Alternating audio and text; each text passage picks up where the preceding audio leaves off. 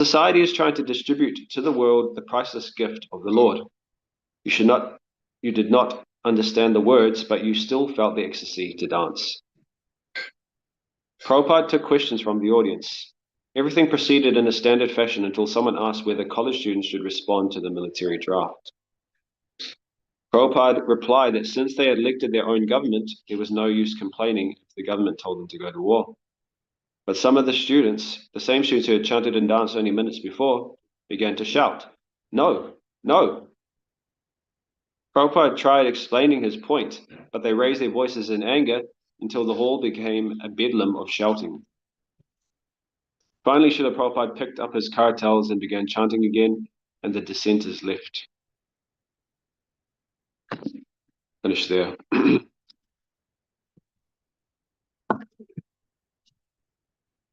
Srila Prabhupada ki jai. Om Namo Bhagavate Vasudevaya. Om Namo Bhagavate Vasudevaya. Om Namo Bhagavate Vasudevaya.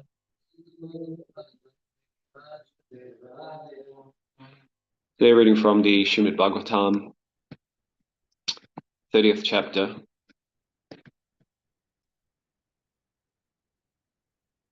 And text 32.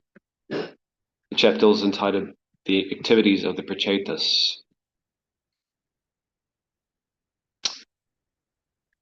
I'll just read it in Sanskrit by myself. Parijateng jasa labdhe sarangonyan nasevate tad angri mulam asadya sakshat kinkin rinimahi. Parijate jasa labdhe sarangonyan nasevate tad angri mulam asadya sakshat kinkin rinimahi.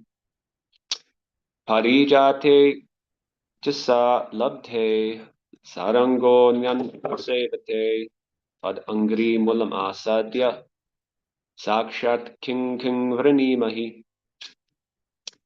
Synonyms: parijate, the celestial tree known as parijata. Anjasa, completely. Labte, having achieved. Saranga, a bee. Anyat, other.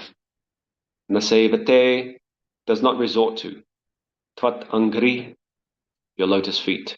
Mulam, the root of everything. Asadya, having approached. Sakshat, directly. Kim, what? Kim, what? Pariniyamahi, may we ask. Translation in purport by His Divine Grace, A.C. Bhaktivedanta Swami Maharaj, Srila Prabhupada ki jai. Dear Lord, when the bee approaches the celestial tree called the Parijata, it certainly does not leave the tree because there is no need for such action.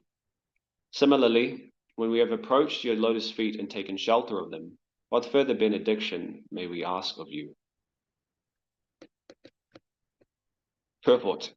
When a devotee is actually engaged in the service of the lotus feet of the Lord, his engagement in itself is so perfect that there is no need to ask for further benediction.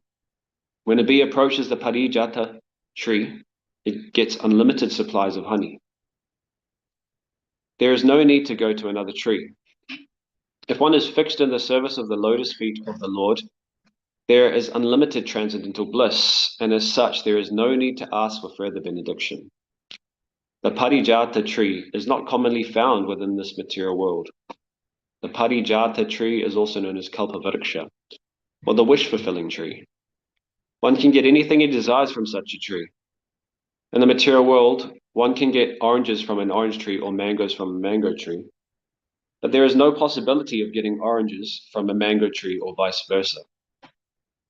However, one can get whatever he wants from the Parijata tree: oranges, mangoes, bananas, and so on.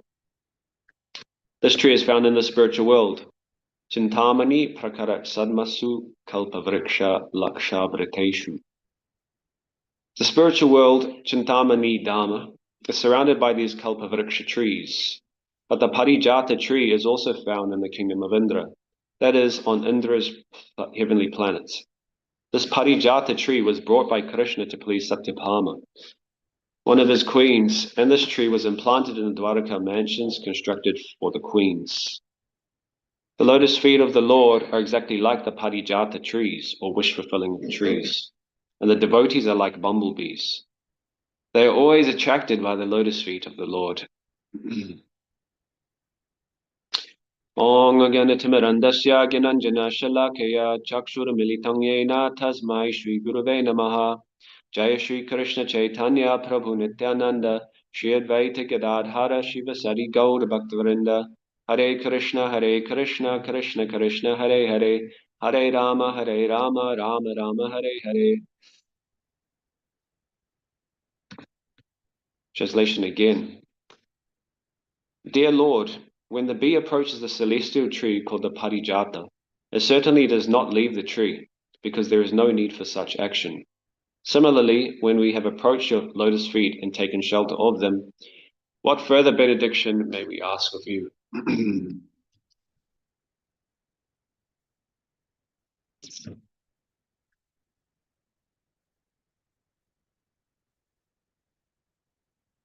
If we had to choose between these two things, what we would choose?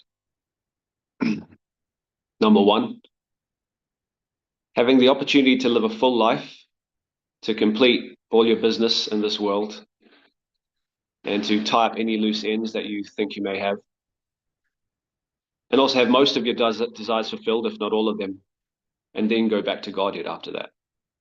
Or, number two, would you choose to go back to Godhead right now if you had the opportunity? You could just leave your body and go back to Goloka Vrindavan. So we can think about what we may choose out of those two things. At least for myself, when I heard this question, I thought to myself, actually, yeah, I don't want to go back to Godhead just yet. I feel like I've got some things to do in this world. I'm not ready, in other words.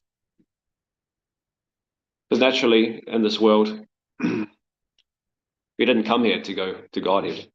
We came here because there are things that we want to do, places that we want to see, goals that we want to achieve, and some loose ends that we want to tie up before we leave this body. I remember both to and from India on my last trip, being on the plane, and it's nighttime. Often when you try to sleep, you're woken up by turbulence, and sometimes the turbulence can be pretty intense. Sometimes to the point where you think about it and you're not sure whether the plane could crash right at that moment or not. I remember many times thinking to myself, when the plane was undergoing a lot of turbulence, that actually I'm not ready to die right now. I don't want this plane to crash. And I'd begin to pray to Lord Nrsimhadev for protection, because I'm attached to my body. And even though I am trying to be a devotee, at the same time I've got many things that I want to do in this world. I don't feel like my time is up yet. And on another note, when I read through these purports and it talks about things like the parijata tree, known as the kalpavriksha in the material world, able to fulfill all desires, it doesn't just give fruits, it can give anything that a person desires. And naturally, the tendency of the mind, if it's not consciously thinking that, in the back of the mind, it's thinking, well, wouldn't it be nice if we could have one of those trees in our backyard or something like that? Imagine the things that you could do with such a tree. You wouldn't need to work a job. You wouldn't need much at all. You wouldn't need to do much at all. You could just go to that tree and get whatever you want and live happily in this world, quote unquote. So just observing my mind in those two situations, and how it responds to the threat of death, or how it responds to statements like that in the purport. It kind of humbles a person. It humbles them because despite knowing the ultimate goal of life, and despite knowing what is the right thing to want and desire in life, it's not so easy to just give up everything that we have here. It's not so easy to just give up our material desires, even though we know that the result of fulfilling them is only temporary. And the satisfaction that we get is temporary, and it doesn't really fulfill us in the deepest way possible, in the way that we're actually looking for. There's this unconscious belief that the material world can actually provide us happiness. There's this tendency, in the back of the mind or within the heart to still harbor some material desires, even while knowing what the ultimate goal is. I guess the head may be convinced to some degree, but the heart may not.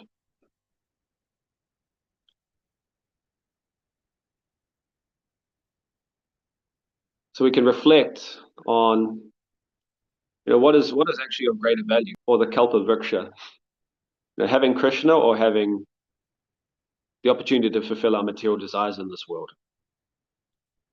The fact is, desire isn't necessarily bad or wrong, because to desire is part of being a person. But when we desire material happiness, that's when we notice our mind becoming not so peaceful. That's when we notice anxiety start to well up in the mind.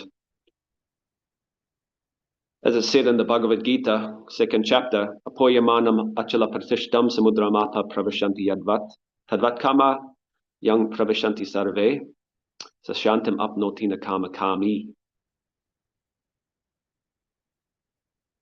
At the end of that particular verse, the translation explains that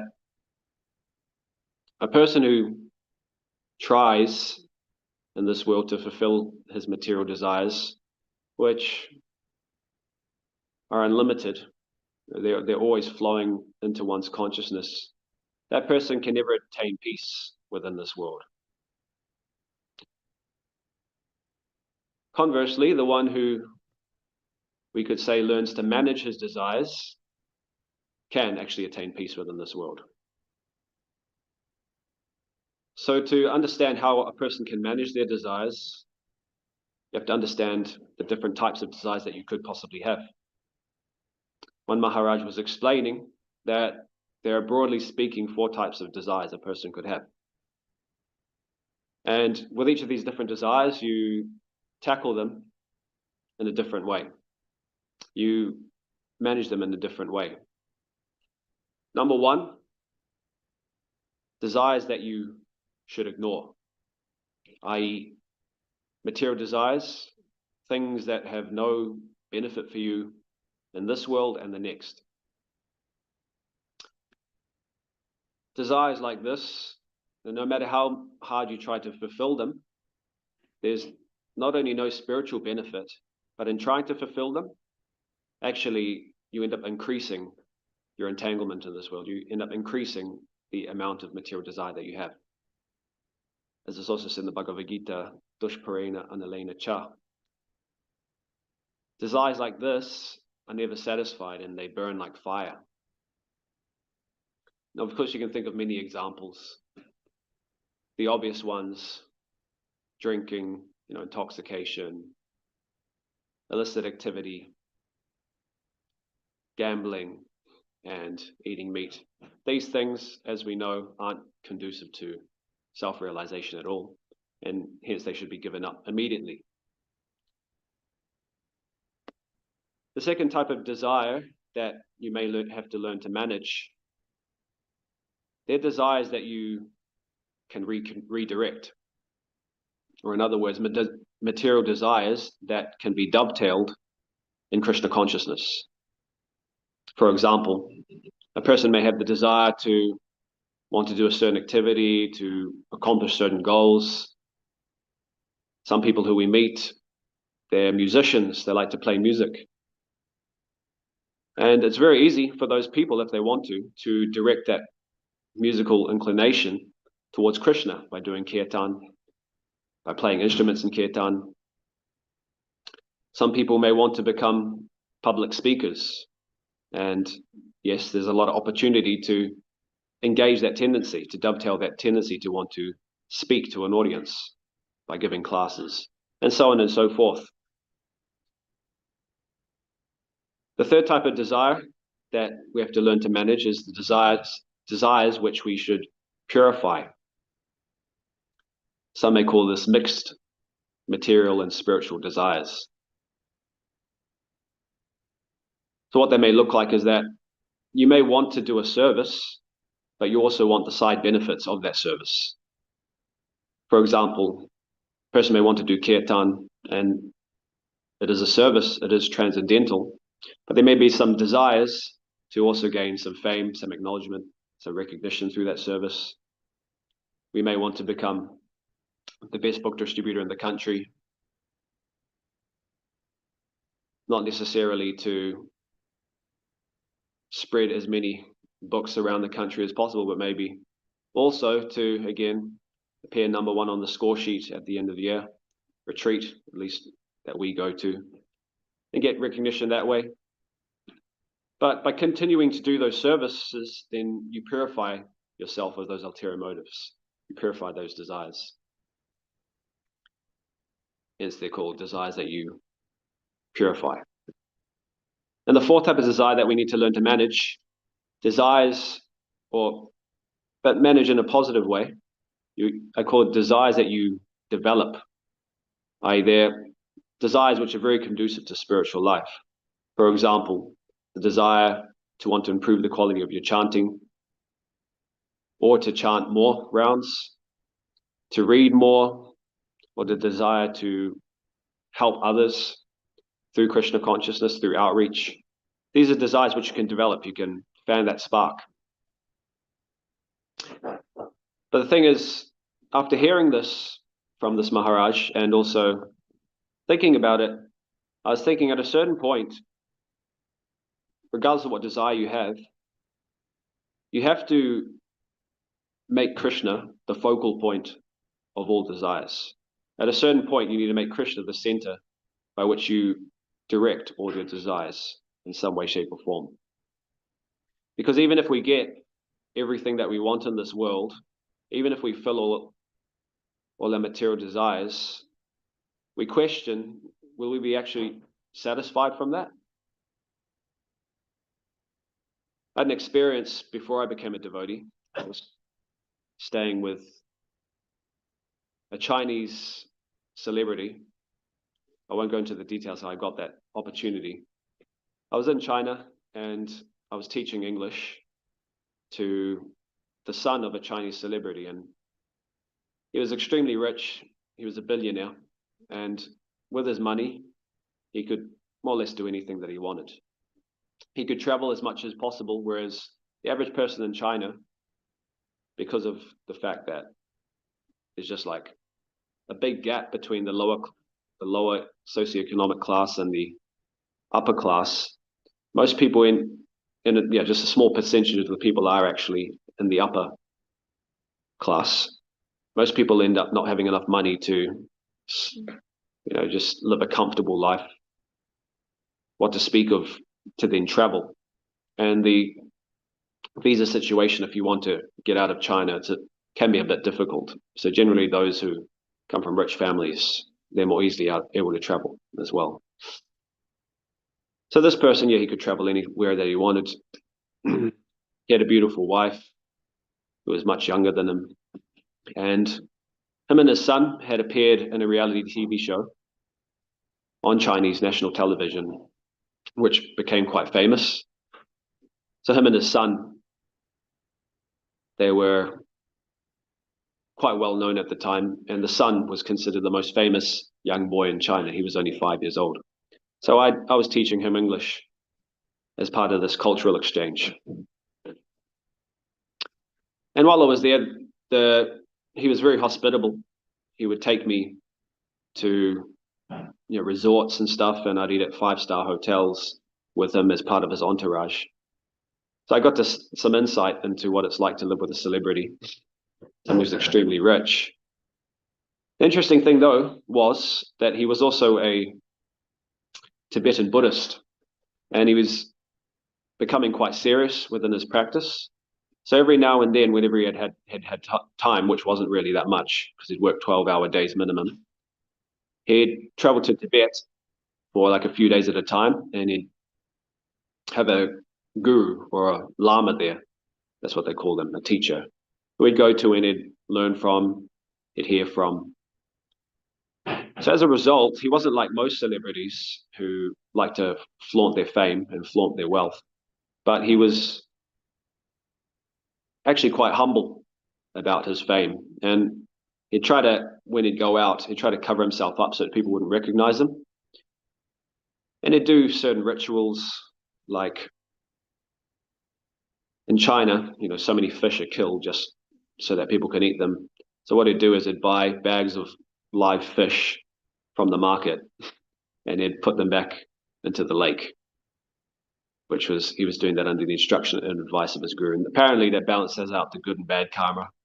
Whether or not that actually works in actuality is another thing, but the intention, the sentiment was good. But yeah, one day, after seeing how rich he was and seeing everything that he had, he took me aside one day and he explained to me, he revealed his mind to me that actually he has all of these things. He has a beautiful wife, he has unlimited money, he has a son.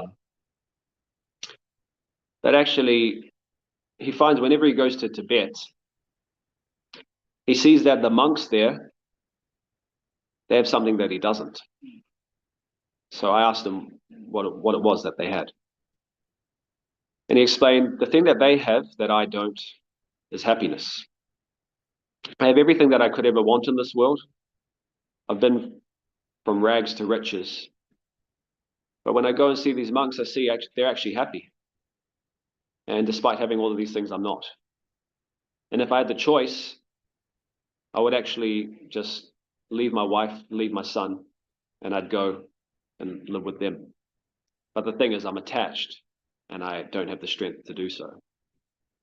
So hearing that was quite eye-opening for me as a non-devotee, because unconsciously or consciously, we're all pursuing affluence to some degree. We're all pursuing a life where we can live comfortably and have whatever we want. Of course, he actually wasn't living comfortably because he had to work 12 hours a day, but he had more opportunities to enjoy than most people in the world ever will. So that kind of destroyed that illusion for me. And at that point, it got me thinking more about how I could pursue the spiritual path. And thankfully, 6 months later, I met the devotees. And yeah, that was the beginning of the end. So point being, even if we get everything that we want, will we be satisfied? You even have examples of Ravana and Hiranyakashipu. And when you read about them and how they act and how they interact, and how at first sight of seeing that they're not going to get their way, they get completely miserable and angry. You can see how the position of having everything that you want is actually quite miserable. There's actually no happiness there.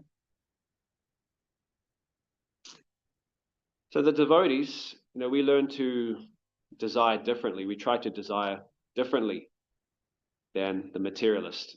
Again, we try to direct all of our desires to Krishna. We make Krishna the central focus of our life, and all of our desires revolve around him. If not at the beginning, but then eventually we try to make that our aim. So there's another story that comes to mind, actually. Everyone's heard this before. I'm 100% sure everyone's heard this before. We know the story of Sanatana Goswami and the touchstone. The way it goes is that it starts with a poor Brahmana who was worshipping Lord Shiva. And in the course of his worship, he's trying to obtain from Lord Shiva the highest benediction possible, something that would sort out his material situation. He'd never have to worry again. So he eventually gets the darshan of Lord Shiva, and Lord Shiva gives him the benediction.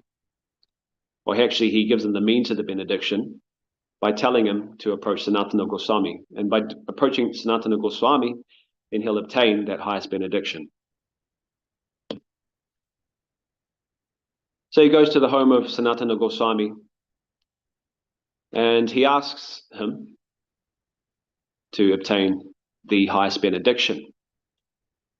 The Sanatana Goswami, he directs him to the garbage, for in the garbage, what he'll find there is that highest benediction. He'll find a touchstone, which can fulfill all of his desires.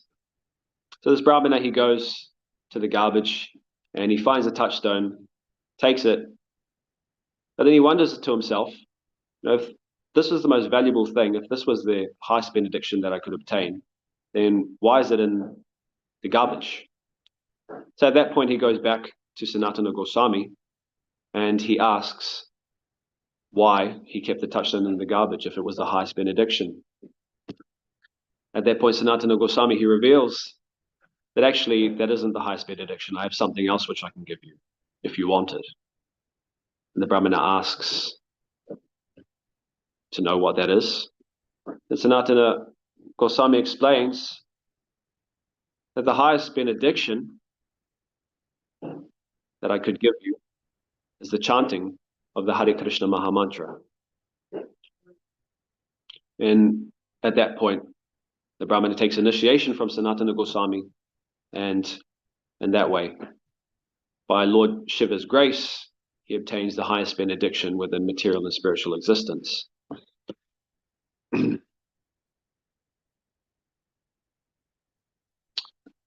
We hear also of Dhruva Maharaj's realization when he finally obtains the darshan of Lord Prishnigab, who is an expansion of the Supreme Lord, of Krishna himself. And it always is something that I come back to, because frankly speaking, the road to Krishna consciousness seems like a long one sometimes. And in performing anatta nivriti, yeah, sometimes you think, will I ever become pure? Will I ever get over these things that are in the heart? So I read statements like this one that I'm about to state now from Dhruva Maharaj. Gives me a bit of inspiration. And also gives me the strength, the conviction to continue pursuing this goal, despite all the various allurements, the temptations in this world. So on obtaining the darshan of Lord Prishnigab, Dhruva Maharaj says, and we can find this in the Nectar of Devotion, "My dear Lord, I practiced austerities and penances because I was desiring to receive something from you, and in exchange you have allowed me to see you, who are never visible even to the great sages and saintly persons. I'd been searching out some pieces of broken glass, but instead I found the most valuable jewel. I'm therefore fully satisfied. My Lord, I do not wish to ask anything more from you than what you have now given me." So reading this, it recalibrates my perspective. Other things in life, when reading the realizations of devotees like Dhruva Maharaj, they don't seem as important. He had the opportunity to have a kingdom even greater than Brahma, something that we'll never be able to achieve. But still, when given the association of the Lord, darshan of the Lord, he realized actually all of that stuff that he was wanting was ephemeral. It was superfluous to his existence. It didn't mean anything. Lastly, I was thinking about how is it that by attaining the lotus feet of the Lord, that all our desires are fulfilled, or we don't need anything else.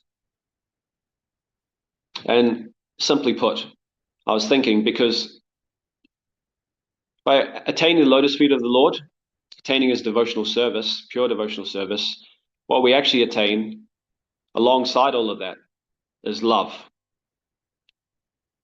We attain love, which is actually what the heart of every living being is hankering for.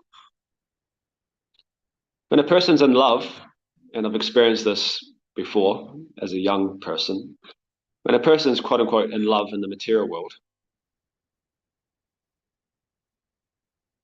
especially if it's for the first time, quite often that you see that they're very easily able to forget about everything else. Sometimes it goes to the extent that I'd have friends who would start going out with a person for the first time, and then you'd never see them for like months. You try to contact them, they wouldn't reply to their texts. And then maybe months later you see them, either because they've broken up with the person or got dumped for being too clingy, or you just see them and you're asking them like, where were you? I haven't seen you for months. And they explain, oh, I was with someone and I was in love and like, no, but then they dumped me. They come, with their tail between their legs, very apologetic. Oh, I'm sorry that I didn't contact you guys. I didn't reply to your texts. And then you kind of welcome them back into the friend circle. Because love is actually it's quite an overwhelming experience, even in the material world. It actually captivates your consciousness to the point where nothing else matters. So in the same way, I was thinking, if this love that we experience in the material world is simply a pale reflection of what we can experience with Krishna, imagine how captivated your consciousness would be, your mind would be, if you actually had love for Krishna. You wouldn't need anything else. As Lord Chaitanya explains in the Shikshashtakam, he prays, Nadanam Janam Sundarim Kavitam Va Jagarisha Kamaye Mama Janmani Janmanishvare Bhavata Bhakti Rahoituki Twai. Almighty Lord, I have no desire to accumulate wealth, nor do I desire beautiful woman, nor do I want any number of followers. All I want is your causeless devotional service. All I want is your loving devotional service, birth after birth.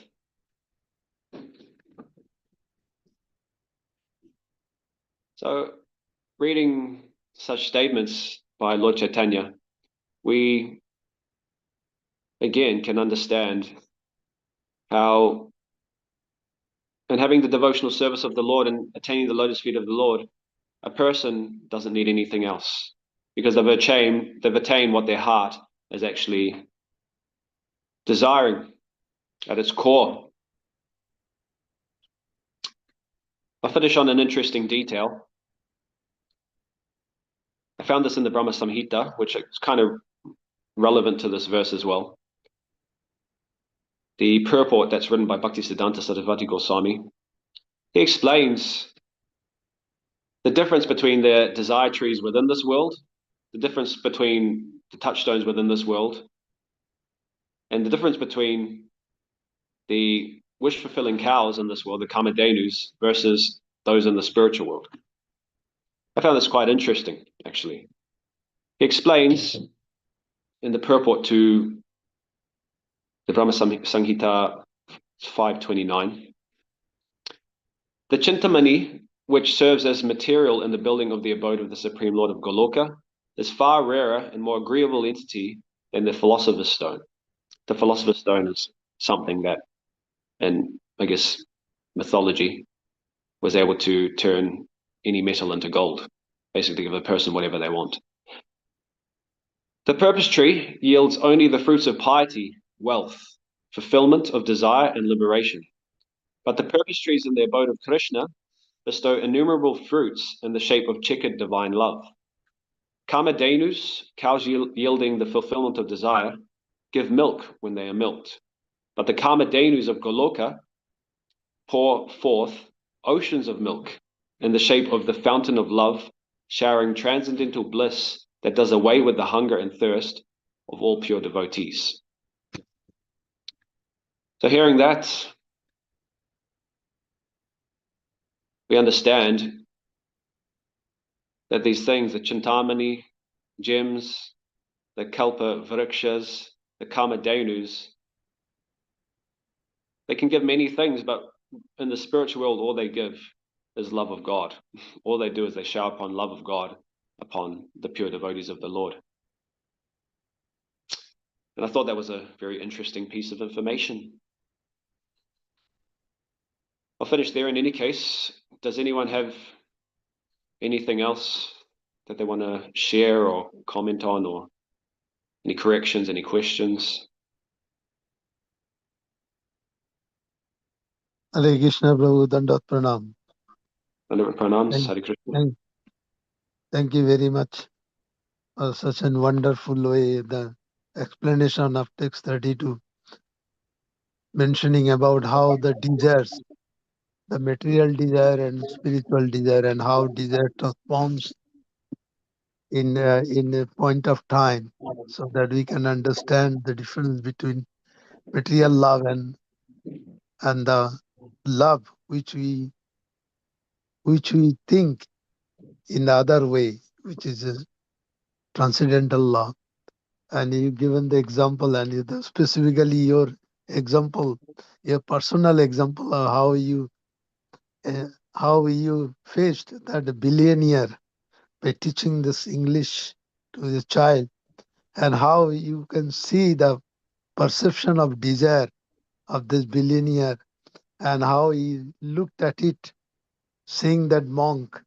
So this shows that the desire in this material world is entirely different perspective. Though he was so much rich, but he cannot change it to the his desire ultimate, because he is bound with this material attachment. So we all living entities have desires, but the question is the desire of something material and transform into transcendence is the important aspects of life. And you explained how the four types of desire influences us. It's very, very important to understand. Yeah, desire for what is the ultimate questions. If the desire can be transformed in the service of the Supreme, then that desire is more effective, which is the ultimate goal of our life. So this example shows us that desiring something is always a notion of every living entity. But to transform that in the right consciousness, in the right direction, is the important way. And Srila Prabhupada has given this opportunity with his books, temples, association, so that we understand how to transform our material desire into the right directional desire, which is spiritual desire, and to be engaged in the service of Krishna, which is the ultimate goal of life. And with that, the ultimate goal of desire is to become happy. So the happiness brings down to us only by the association of the Supreme, which is full of bliss.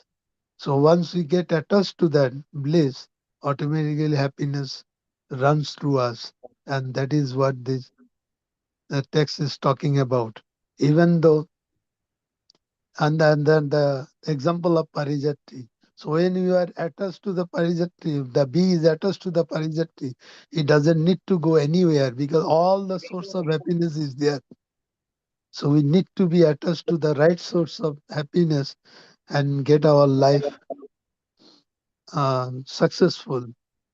The desire to be happy is the most important of life, and that is only available by the association of Lord's activities, his name, all paraphernalia, his name, his activities, his and uh, fame, everything is combined in one thing, and that is Nam Sankirtan. That's why Chaitanya Mahaprabhu always sings that, Mama Janmani Janmani Shri Bhavatat Bhakti Ahitukitehi. So that is what actually the desire for all of us to be. Thank you so much. explaining this so nicely. Hare Krishna. Hare Krishna, Prabhu. Thank you for your thoughts.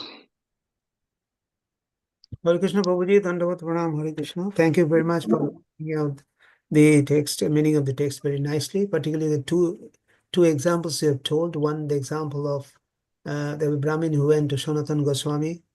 He realized it. And the same way, the King Jadu has realized from 24 spiritual masters. One thing, the material world is very much in common for people with less affluence often think that material affluence will give them peace. That is the illusion, in fact. But as you have given the example, also, if we look at the two cases, both of Sanatana Goswami, the example of a Brahmin and also the Jadu Maharaj, they were in the extreme of their opulence, and also the million. You have talked about the rich person of China. They have got the material benefit, and at the highest level, they have enjoyed it. And they have realized at that moment, because that realization comes, because for a normal person, often the illusion is, with money, I'll be happy. But that stops as soon as you have got enough money. You realize who have got enough money and he is in using it and for sense enjoyment to his extreme. Then he realizes that doesn't give him peace. That money never gives him peace in the real sense of the term. And that is why, just referring to Bhagavad Gita 266, is very nicely written. Nasti buddhira yuktasya no cha yuktasya bhavana no cha vabhayukta shanti asantasya kuto shukam. If a person is not attached to the Supreme Lord, he cannot have an necessary intelligence. And without that intelligence, one cannot have peace. And without peace, how there can be happiness? Because it is directed in different ways. He wants to enjoy every different enjoyment and ultimately get he get diverted. And in this way, so unless we are connected to the Lord, there is no way of real peace. And that is the text he is speaking about, and you have very nicely explained. Thank you very much. And particularly giving the example of those who have enjoyed and realized that realization is really needed for most of the people, often do not get it. And thank you very much for that, Hare Krishna. Yeah, thank you, Hare Krishna. I was just reminded of a quote from Jim Carrey. I don't know if you know him, but he was a famous comedian in the West. He's not as famous as he was back in the 90s and 2000s, but he was rich. He had everything as well. And he said once that, I wish that everybody could become rich and famous like me so they could realize that it doesn't make them happy. Another admission. Yeah, the thing is, we can learn either by hearing, first class intelligence, seeing these examples in the Bhagavatam, like you're mentioning, or we can learn by seeing, just observing people like Jim Carrey. I guess we're hearing from them too, and just see like they're human, we're human. Why do I think that things will be different for me if I am in that situation? Yeah, that's the illusion. That's the illusion of life. Yes, Prabhuji, thank you very much. Yeah. And another example in this regard is Jajati Maharaj, who enjoyed for 1,000 years of life, the sense enjoyment, and then realized that it never gives him peace. Also, we have example, enormous, up to number of examples in our Srimad Bhagavatam that bringing out the same point that my material opulence, one cannot have happiness, real happiness. Thank you once again, Prabhu, for that. Hare Krishna. Hare Krishna, Prabhu. I remember one example. If you see the Michael Jackson, he was so rich, so opulent. He had everything. But what happened? Just like the experiences. So desire is there, but you cannot control that desire by your own unless you are connected to the ultimate goal of life, ultimate motive of life. So it's very, very important. Hare Krishna. Hare Krishna. Thank you for adding. Hare Krishna, Prabhu. Dandavat Pranam. Pranams, Hare Krishna. Thank you so much for your nice class and sharing the experiences from your life. Really enjoyed that. So Prabhu, yeah, you did mention the wealthy billionaire getting tired of his wealth and finding more attraction to that monk in Tibet, you said, and also other examples. So I was just wondering, like, yeah, even when we are going out on the road, we see many vehicles. They put, I would rather be playing golf, or I would rather be fishing, or I'd rather be hunting. Like whatever they're doing, I'd rather be doing something else.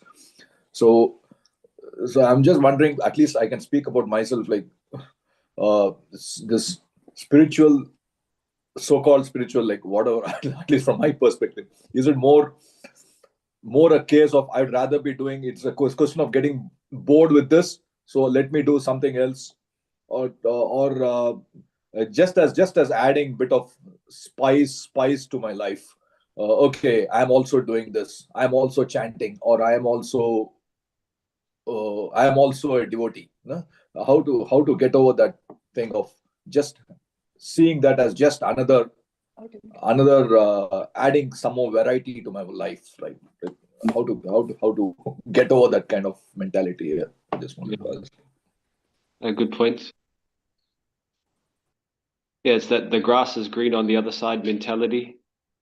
Yeah, to be honest, I think the easiest way to get over that mentality and not just seeing, your spiritual life as being just another thing that you do is to increase the depth of understanding of the philosophy of the Shastra, hearing the glories of spiritual life, hearing the faults of material existence, and also, as is explained in the Bhagavad Gita and Bhagavatam, being able to distinguish, between the two, the material and the spiritual.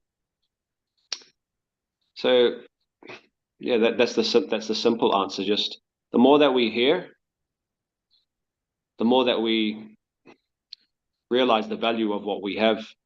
But as well as that,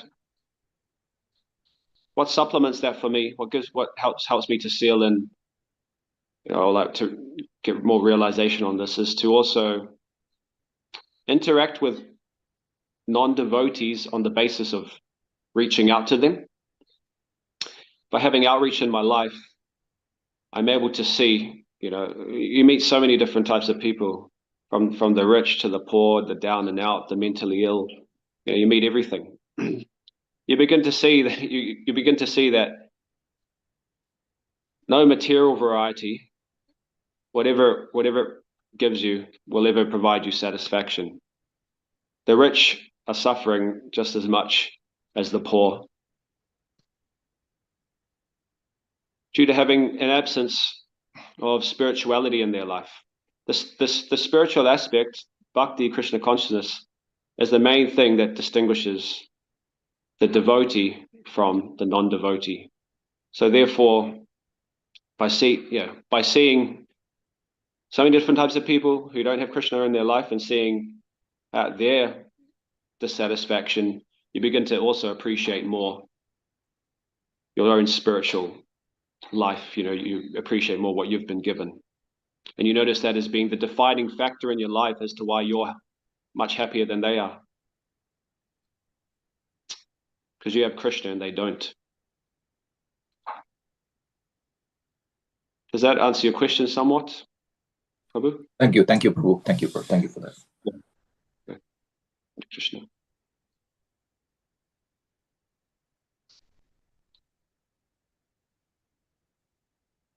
Should we finish there, or? Yes, Prabhuji, it appears there's no other person to Yeah. make any comment. Yeah. So thank you very much for the very Yeah. nice class. Bancha His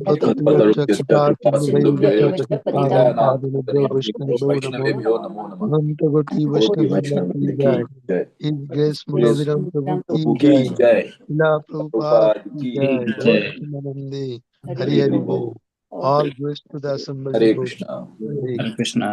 Thank you very much, Prabhu. Such a wonderful, inspiring class. Thank you very much, Prabhu.